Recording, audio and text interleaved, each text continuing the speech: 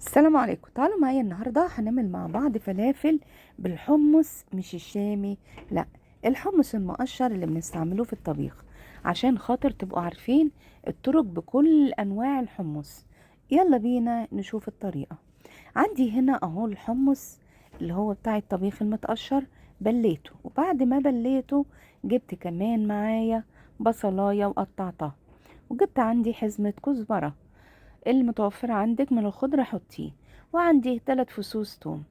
الكمية دي كده على 100 جرام حمص هتبقى جميلة، وجبة كاملة متكاملة.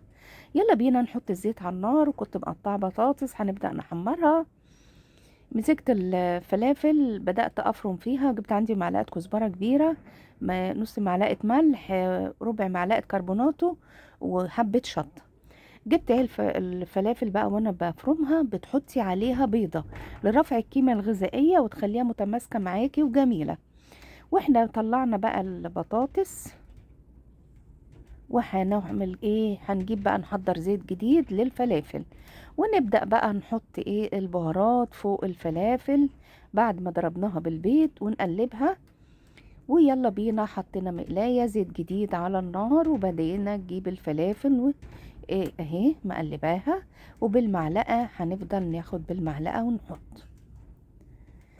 عايزة اقول لكم كمية الكربونات اللي حطيتها هتخلي الفلافلية ضعفين، يعني بصي العجينة دي هتبقى ضعفين، هتنفش وتبقى جميلة ومستوية وجميلة جدا، روعة ورهيبة.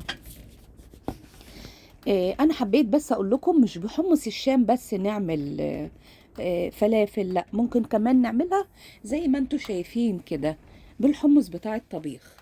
اي حاجة متوفرة، وده ارخص وجميل.